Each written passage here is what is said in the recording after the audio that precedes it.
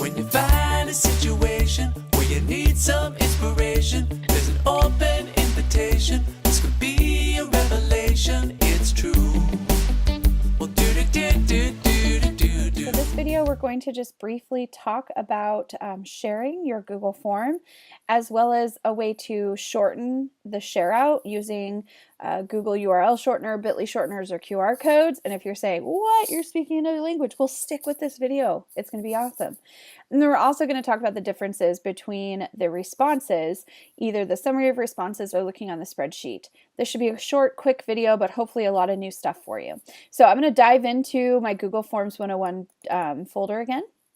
I'm going to go ahead and open up the simple exit ticket. Okay, so how do you share this? Well, it depends on what you want to share. So if you're wanting to share this with another teacher, make a collaborator, then one of the easiest ways to do it is to click on these dots here and say add collaborator. You're going to just go down here and invite their names. If you leave this box checked, they'll get an email that you've shared it with them. You can uncheck it at any time so that you can share it with them, but maybe not notify them with an annoying email, and you can just talk to them face to face during a team meeting or something and say, hey, yeah, I already gave you permission. You have it. That's up to you.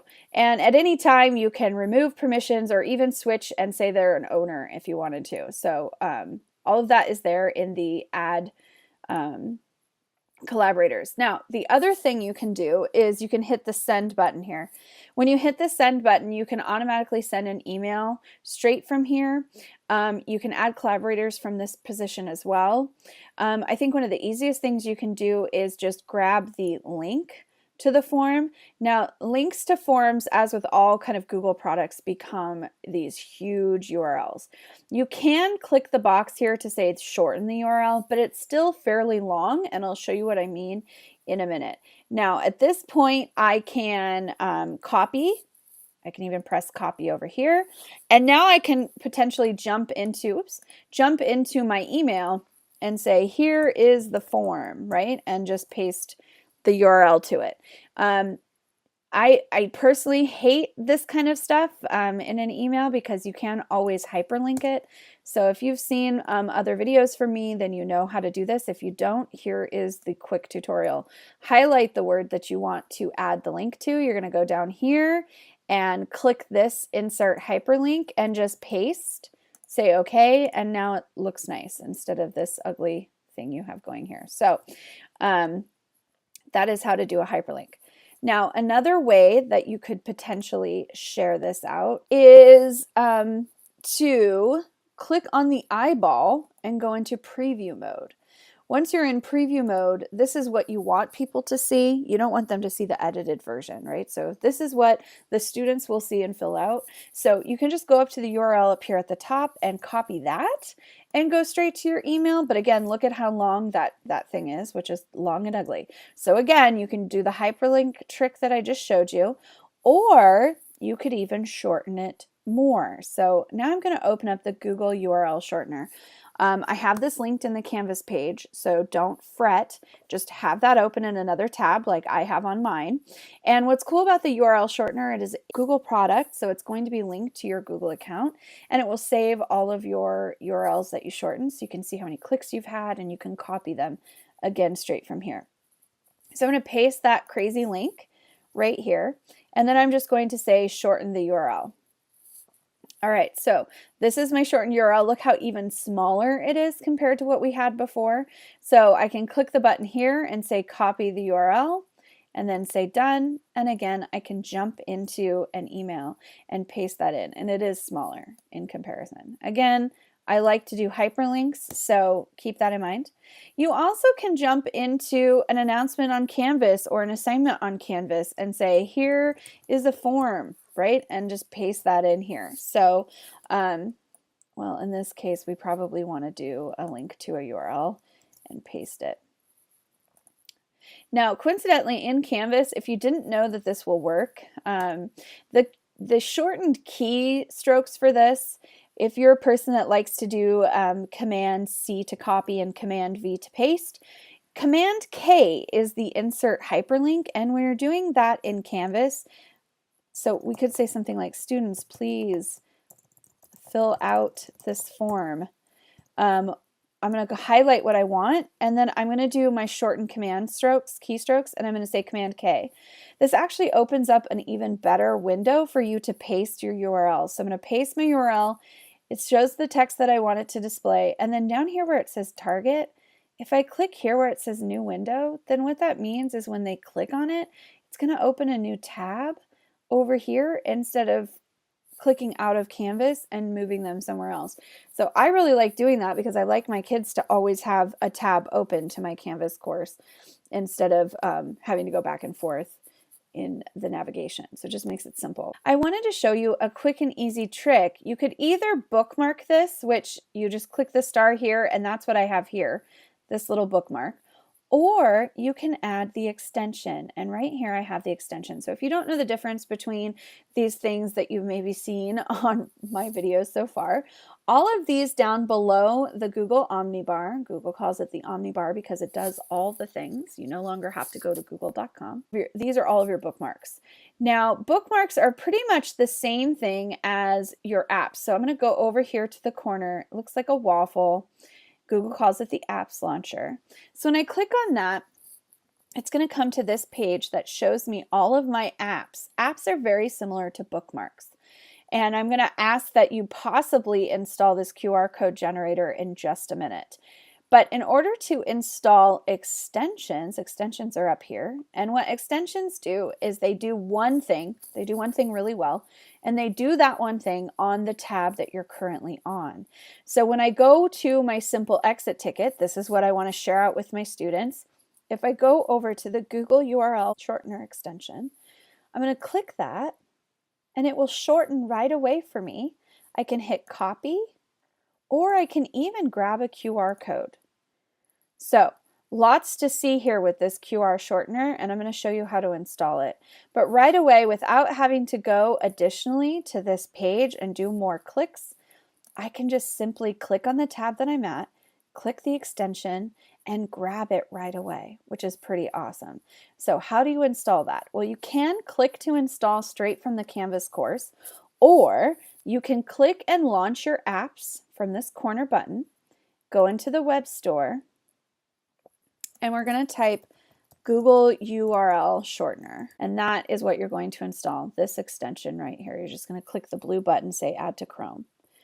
And that will give you this extension that you see right here, and you just use that when you are in the preview mode of the form that you would like to share with students or other staff members. So Bitly, I'm going to close this guy out. Bitly is interesting because it can connect to Facebook or Twitter in order to create your account. Just create an account.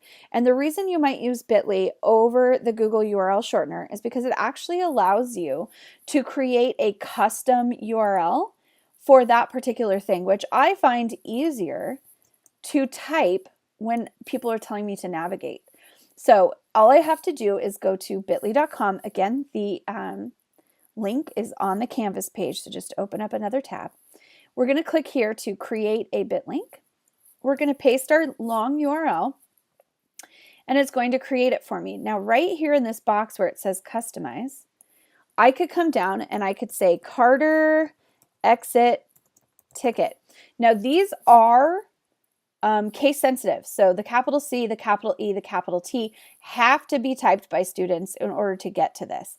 But if this will work, let's see. If this will work, it says, okay, so it says that this will work. So I've copied it. And now if I were to go to an email, I could paste that in. I usually do take off the HTTP part, so it's just bit.ly/Carter exit ticket. Now, in terms of talking about direct instruction to your students, this is huge. And to me, when people are telling me to type in a shortened URL, if I can just spell out something rather than having to do the crazy Google URL shortener, which is just random letters and numbers, this is much easier for me to do. So that was Bitly. And you can, in fact, add an extension for that one as well. So I'm still in the preview mode, and here is my Bitly extension. And what it's going to do is just quickly pull that up for me and allow me to customize straight from here. So again, you can add that extension to your Chrome. It's right here, this nice little bee. and it will pop up in the tab that you're at, so you don't have to do any of the bookmarks or any other additional pieces. So for the QR codes, I would say that you should go into the App Store again linked in the Canvas course. And this is my own personal QR code generator favorite. And it looks like this. So all you're going to do when you come to the QR code is you're going to, again, grab your long URL, come into the QR code generator. You're going to go here to where it says URL instead of the text button. You'll paste your URL. Now here's what's interesting. The URL QR code, if it's a long URL, then it's going to be very pixelated. So they do give you the shorten URL button. So when you shorten it, it's less pixelated, which means when you save this or share it out on the screen for your students, this is going to be easier for iPads or phones at the back of the room to be able to scan without having to move forward in the class, because it's less pixelated or less things for the camera to focus on. So hitting that shorten URL button is really going to help make a better image. From here, I just save it. I just go to save image as. So I right clicked, and then I would just go up to exit ticket or save it as exit ticket. And now I have an image that I could potentially pop into Canvas, for example. So I could go into upload image, choose file. There's my exit ticket, boom, upload. And that's it. That's all you have to do. So it just depends on what kind of devices you have. The QR code works, again, really well if you have access or your students have access to phones or iPads. Otherwise, you want to use shortened URLs. I'm going to jump into another form real quick to discuss responses. So this is one I filled out randomly as I've gone across and taught about different Google Form practices in the classroom. And I actually have a few responses. So as I move from the editing questions area, so these are all of my questions here on this form, I click up here at the top to responses. I have 18 responses, and it gives me a summary and graph of all of my responses. Now this can be super helpful depending on what types of questions you are asking. Some of your comment sections might be a little bit more to decipher. Like, I mean, it might be good to say, oh, we need to work on reading fluency, but which kid was that assigned to? So that's the area where this becomes a little bit more difficult to read. I think it might be interesting, you know, to take a look at this and go, oh my gosh, I have sat and conferred with Jack Brown way too many times, and I need to sit with a few other kids. So, I mean, in that instance, these quick little references I think would be really good. But most of the time when it comes to looking at some of the anecdotal data, you really need to look at the spreadsheet. So if I go up here to this green button that says view responses and sheets, it's going to create a document that's attached to your form. Again, there's that timestamp I was talking about. And all of your information is nicely laid out here so that you can sort it. So if you know anything about sheets, I honestly am not a person that knew a whole heck of a lot about sheets in general until I started using forms. And I just had to learn because forms were so easy to use in the classroom. And I was looking at all of the data through the spreadsheet. And so I just had to naturally learn a little bit more about sheets. If you would like to learn more about sheets, I have another virtual course all about Google Sheets. But I just wanted to make sure that you knew how to access the different form responses. So you've got a nice summary with graphs, and then you also have a spreadsheet response. Now, in order to access this moving forward, you do not need to click this green button every single time. This has now created this spreadsheet and saved it in the exact same folder that the form is in. So once you create it the first time, you shouldn't have to hit that button ever again to make a new spreadsheet. All of the content's going to continue to go to the spreadsheet for you. Okay, hopefully that was nice and short for you and a lot of information. And I'll see you at the next video.